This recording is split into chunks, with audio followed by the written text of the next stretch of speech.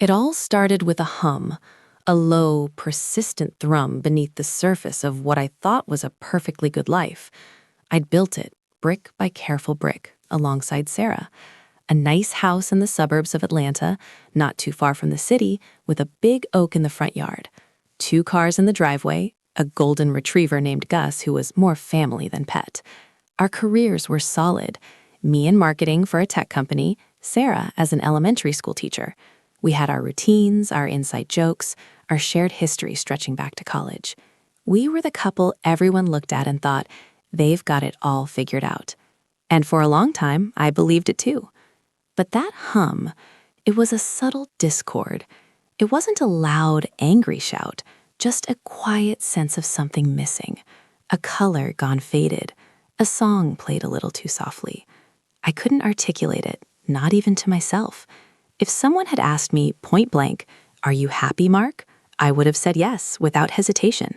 A good, solid, comfortable yes. But the truth, the one I buried deep and tried to ignore, was that the comfort had started to feel a lot like complacency. Sarah and I, we were good partners. We managed the house, the bills, the dog, the occasional family drama. We went on our annual vacation, always somewhere sunny, always with a stack of books and a promise to relax. We had date nights, usually dinner and a movie, sometimes a show downtown. But the spark, that wild, unpredictable current that had pulled us together in the first place, it had dwindled. It wasn't gone entirely, but it was like a campfire that had burned down to embers, needing constant stoking to stay alive. And neither of us, in our busy, comfortable lives, seemed to have the energy to do the stoking anymore. We assumed it was just marriage. It's what everyone says, right? The honeymoon phase ends. You settle. This was settling. Then came the new project at work, a big one, a product launch that was supposed to revolutionize our industry. It meant long hours, late nights, and a team that was a mix of veterans and new blood. That's how Jessica came into my orbit. She was fresh out of business school, sharp as a tack, and bursting with an energy that felt almost intoxicating.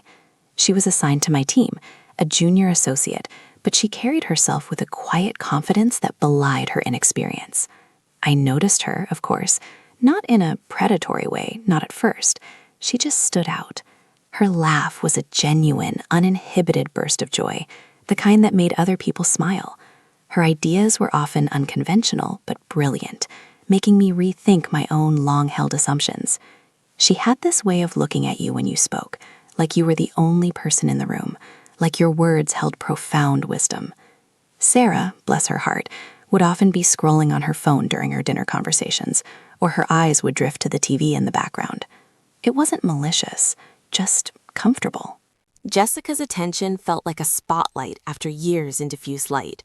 The project intensified. We were practically living at the office. Dinners turned into working dinners, then late-night strategy sessions fueled by bad coffee and takeout. Jessica was always there, always focused, always pushing, but also always ready with a witty comment or a dark joke to lighten the mood. We started carpooling some nights, just because our routes were similar and the hours were insane. Those drives were innocent enough at first. We'd talk about the project, then gradually about our lives, her ambitions, her dreams, her quirky love for obscure indie bands. I found myself opening up too, talking about my frustrations at work, things I hadn't even realized were bothering me until I voiced them, things I rarely shared with Sarah anymore, not because I didn't trust her, but because the conversation usually ended with a practical solution or a reassuring pat, not a deep dive. Jessica didn't offer solutions. She just listened and asked insightful questions that made me think. One particularly brutal week, after we'd finally wrapped up a major deliverable at almost midnight, we decided to grab a drink at a dive bar near the office, just us. It wasn't planned, just a mutual, unspoken need to decompress. The neon sign buzzed outside, casting a sickly green glow on the rain-streaked street. Inside, it was dark, smelled of stale beer and fried food, and the jukebox played classic rock too loud. We ordered cheap beers, and we talked, really talked, for hours, about everything and nothing, the pressure of our jobs, the dreams we'd had as kids, the anxieties that kept us up at night. I told her about a failed startup idea I'd had in my 20s, something I'd never even told Sarah because it felt too vulnerable, too much like a dream I'd let die. Jessica listened intently, her eyes sparkling in the dim light. She didn't judge, she just connected. That night, when she finally looked at her watch and gasped, "It's almost 3 a.m., Mark. Sarah must be worried." A pang of guilt shot through me. I mumbled something about texting her earlier, which was a lie. I had sent a generic working late text hours ago, assuming she was asleep. The thought of Sarah, tucked into our bed, alone, hit me like a cold splash of water. But then Jessica smiled, a soft, tired smile that reached her eyes, and said, "Thanks for the company, Mark. I really needed that." And the guilt receded, replaced by a warmth, a sense of having been truly seen that I hadn't felt in a long, long time. The line, once clear and rigid, began to blur. We started having coffee together before work, ostensibly to discuss the project, but those conversations always veered off into personal territory. Her humor, her intelligence, her sheer vibrancy. It was a gravitational pull. I found myself looking forward to seeing her, a little spark of excitement igniting in my chest each morning. I'd catch myself smiling at something she said, a goofy grin I hadn't worn in years. My phone, once a mundane tool, became a source of secret anticipation, always hoping for a text from her, a quick meme or a comment about something we'd discussed. Then came the business trip to San Diego, a full week. Sarah was upset. Our anniversary was coming up, and this trip cut right through the middle of our plans. I felt genuinely bad, but work was work. I promised to make it up to her, a romantic getaway after I returned. She hugged me tight at the airport, her familiar scent a mix of her shampoo and our laundry detergent. "Be safe, honey," she said, her voice a little sad. "I'll miss you." I kissed her forehead, feeling a knot of unease forming in my stomach. Jessica was on the same trip, of course. We were presenting together. The hotel was swanky, a conference hotel overlooking the ocean. The first few days were a blur of presentations, networking events, and strategy meetings. We were a formidable team, feeding off each other's energy, impressing clients and colleagues alike. The compliments poured in. "You two have incredible synergy," our boss said, patting me on the back. It felt good, too good.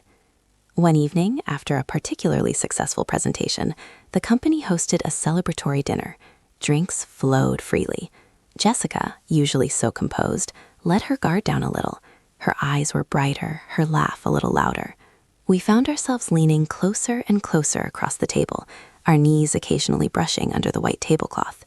The conversation became more intimate, less about work, more about the shared triumph, the exhaustion, the relief.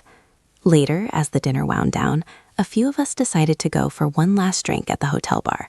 One by one, people peeled off, citing early flights or exhaustion. Eventually, it was just Jessica and me, perched on stools at the dimly lit bar, nursing the last of our drinks. The ocean breeze wafted through an open door, carrying the faint scent of salt. "We crushed it today, Mark," she said, her voice soft, her eyes fixed on mine. "Seriously, you were amazing." "You too, Jess," I replied, my voice a little husky. "Couldn't have done it without you." She reached across the bar and lightly touched my hand, her fingers warm against my skin. It was a fleeting touch, a gesture of camaraderie, but it ignited something within me. A spark, not of the dying embers kind, but a fresh, hot flame. My heart started to pound. I didn't pull away. I couldn't. We walked back to our respective rooms, our footsteps echoing in the plush carpeted hallway. The air was thick with unspoken words, with a tension that was both exhilarating and terrifying. We stopped outside her door. The silence stretched, filled only by the distant murmur of the ocean and the frantic beating of my own heart. "Well," I managed, my voice a little breathless. "Good night, Jess." She looked at me, her eyes wide and searching. "Mark," she whispered, her voice barely audible. Then she stepped closer, bridging the small gap between us. Her hand reached out, gently cupping the cheek. Her thumb brushed over my stubble. And then she leaned in and kissed me. It wasn't a tentative peck. It was soft at first, questioning. Then it deepened, becoming urgent, hungry. My hands, almost of their own accord, found their way to her waist, pulling her closer until there was no space left between us. Her lips were soft, tasted faintly of the wine we'd had at dinner. Her scent, a subtle floral perfume, filled my senses, drowning out everything else. In that moment, the hum beneath my life didn't just grow louder. It became a roaring crescendo, overwhelming all thought, all guilt, all reason. We stumbled into her room, the door clicking shut behind us with a soft thud that sounded deafeningly loud in the sudden silence. The rest of the night was a blur of sensation. It was raw, passionate, desperate. It was everything I hadn't realized I was missing, a chaotic, exhilarating explosion of emotion and physical connection. There was no pretense, no routine, just two people lost in the moment, seeking something intense and real. When I finally slipped out of her room just before dawn, my body humming, my mind was a chaotic mess of exhilaration and crushing guilt. The next morning, neither of us mentioned it. We were professional, almost overly so. The lingering tension was palpable, a live wire buzzing between us. We avoided eye contact in meetings, spoke only about work. But a glance, a brief touch of fingers as we reached for a document, was enough to send a jolt through me. It was a secret, a shared transgression that bound us together in a way nothing else had. The flight home was excruciating. I sat in my seat, staring out at the clouds, the weight of what I'd done pressing down on me. Sarah would be at the airport, waiting, her warm smile, her familiar hug. How could I face her? How could I pretend? I tried to convince myself it was a one-time thing, a lapse, a moment of weakness fueled by alcohol and adrenaline, a mistake. But even as I formed the words in my head, I knew it was a lie. Something had fundamentally shifted. When I saw Sarah waiting for me at arrivals, her face lighting up as she spotted me, a wave of profound shame washed over me. She hugged me tight, burying her face in my shoulder. "I missed you so much," she murmured. I held her, my arms feeling stiff, my mind replaying Jessica's touch, Jessica's kiss. I mumbled, "Missed you too," but the words felt hollow, dishonest. The days that followed were a torturous dance of deception. I went through the motions of our life, the comfortable routines now feeling like heavy chains. I'd kiss Sarah goodbye in the mornings, cook dinner with her in the evenings, watch TV on the couch, pretending everything was normal. But inside, I was unraveling. Every touch from Sarah felt like a betrayal. Every compliment she paid me, every genuine display of affection, twisted the knife of guilt deeper. And then there were the texts from Jessica. Innocent at first about work, then more personal. A funny meme, a question about my day, a casual thinking of you. Each one was a tiny injection of adrenaline, a confirmation that it wasn't just a dream, that the intense connection was real. I'd sneak off to the garage or the bathroom or pretend to take a call for work just to respond. It was dangerous, thrilling, and utterly addictive. The one-time mistake quickly became a pattern.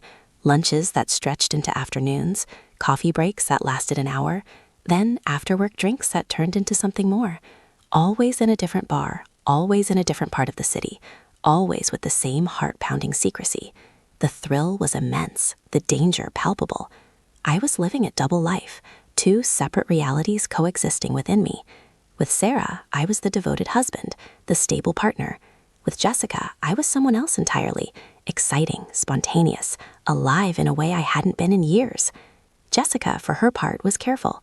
She never pushed, never made demands.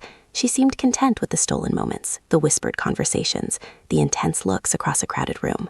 She understood the complexity, or at least she acted like she did. There were no big dramatic scenes, just a quiet, growing intimacy that became harder and harder to ignore. We never talked about Sarah or my marriage directly. It was the elephant in every room we shared, but we tiptoed around it, existing in a bubble of our own making. The guilt was a constant companion. It gnawed at me, a relentless ache in my chest.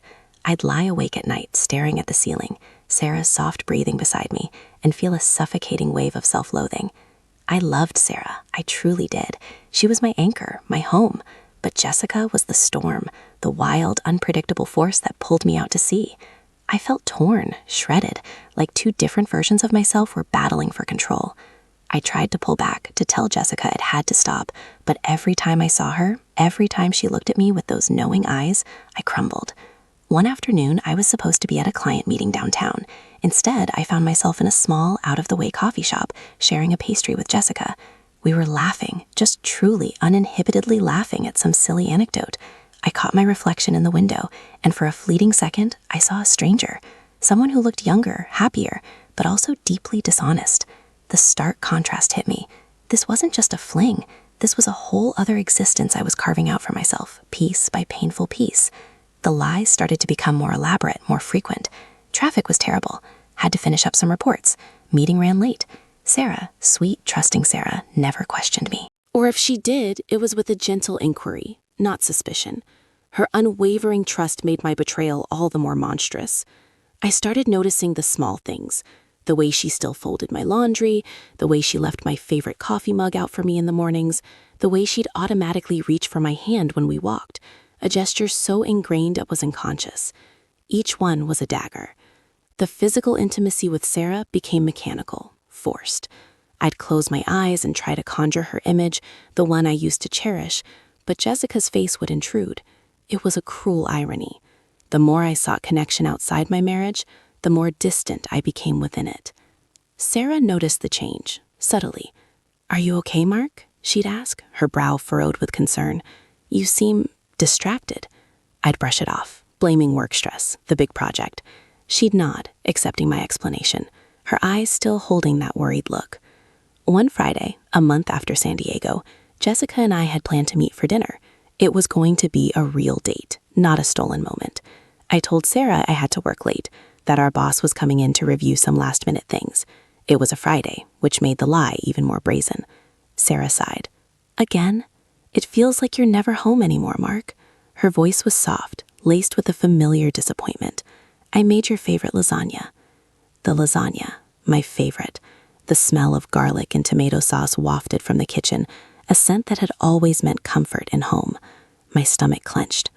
"I'm really sorry, honey," I said, my voice tight. "I'll try to get home as soon as I can. Save me a piece." I kissed her quickly, tasted the salt of her lips, and rushed out the door, feeling like the lowest form of life. I met Jessica at a trendy new restaurant downtown. She looked stunning, dressed in the sleek black dress, her hair styled perfectly. She smiled, a dazzling, genuine smile that made my heart race. We ordered expensive wine, laughed, flirted. For those few hours, I allowed myself to forget everything, to lose myself in the intoxicating fantasy. But as the evening wore on, a hollowness began to grow inside me.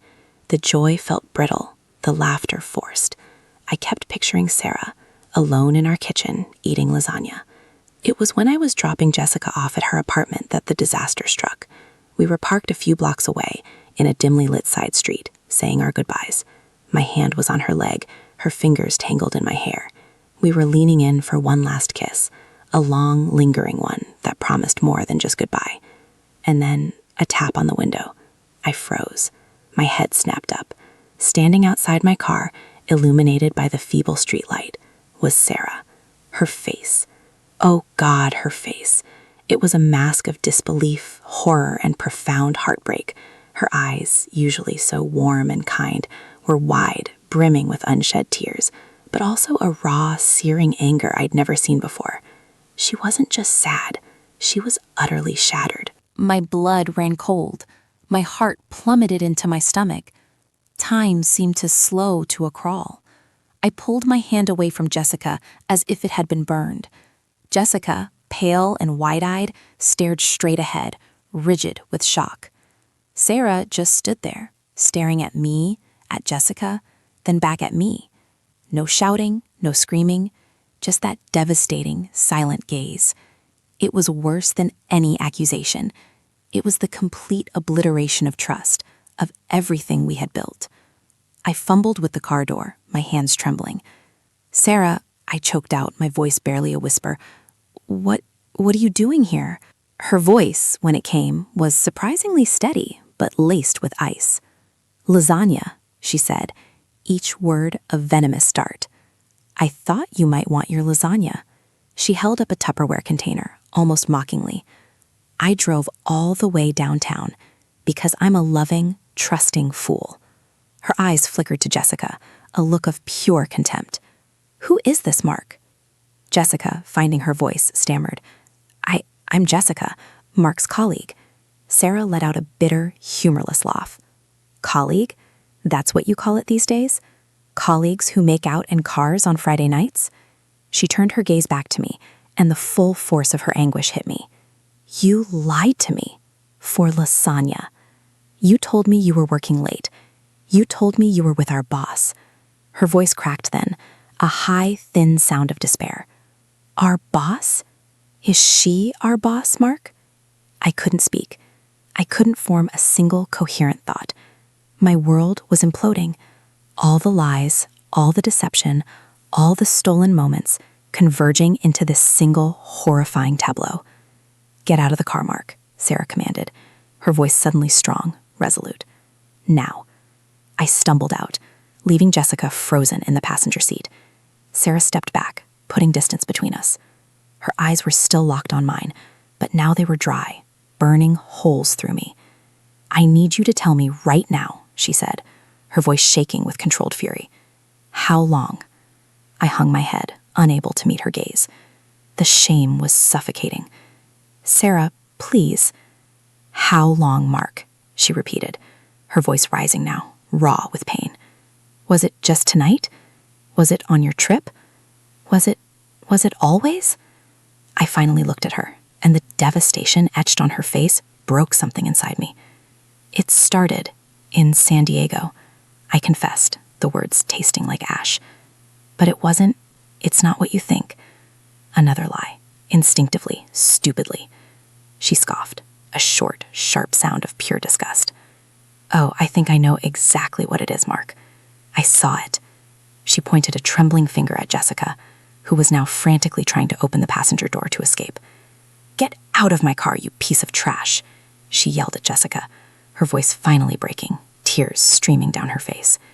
Jessica scrambled out, muttered a quick, "I'm so sorry, Sarah," and then fled into the night without a backward glance. I watched her go, a part of me wondering if she was relieved, if this was the freedom she secretly wanted.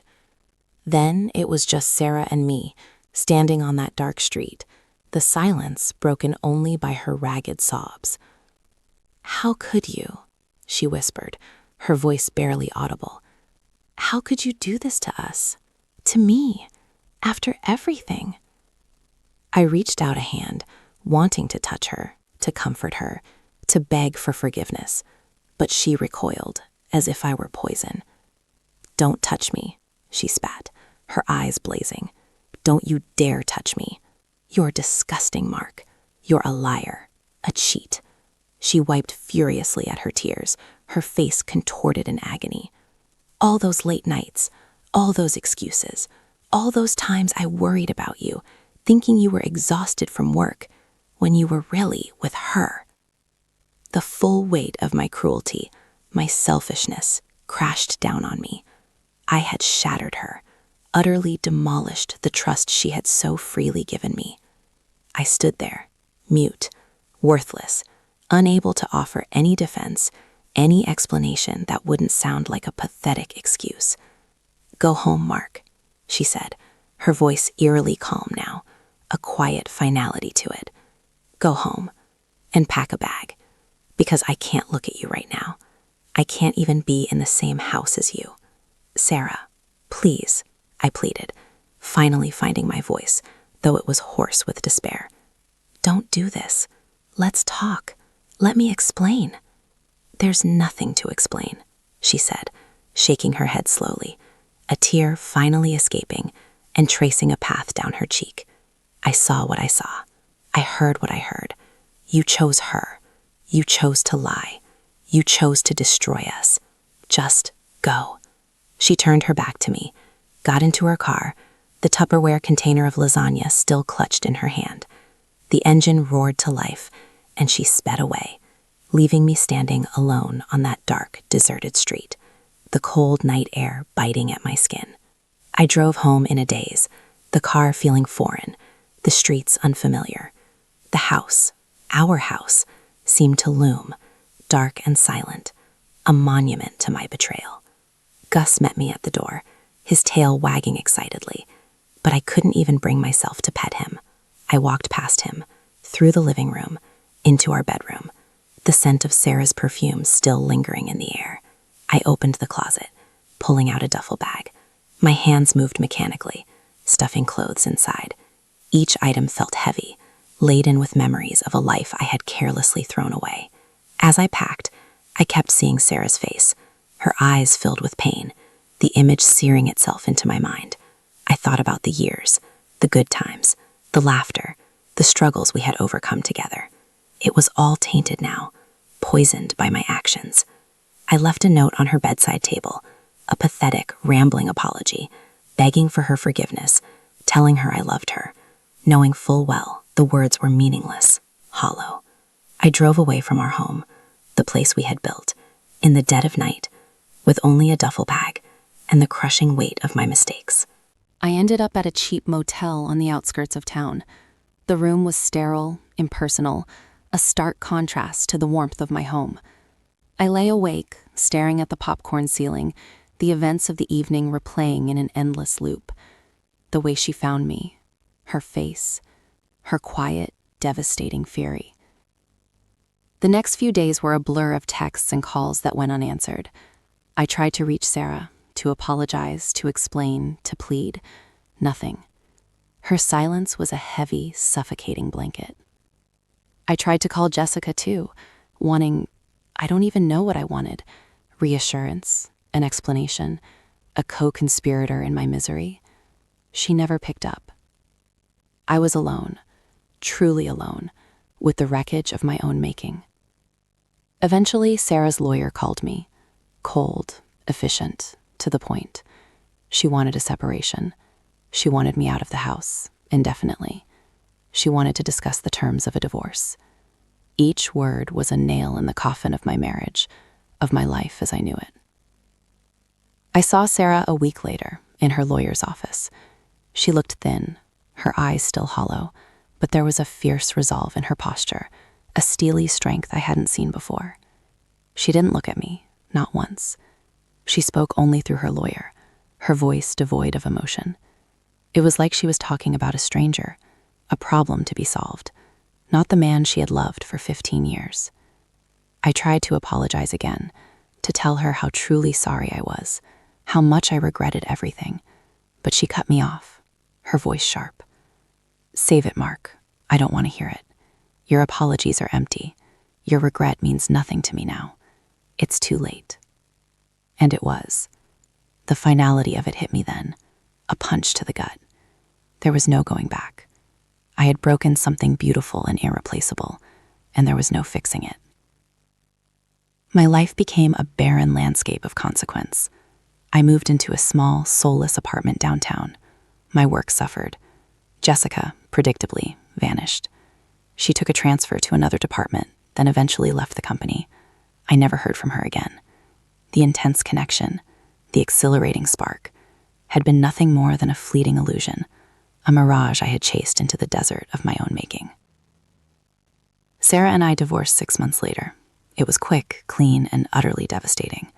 I signed the papers, my hand shaking, and watched the life I had built with her dissolve into legal jargon and property division. Gus, our dog, stayed with her. I knew he should. He loved her more, and I didn't deserve him anyway.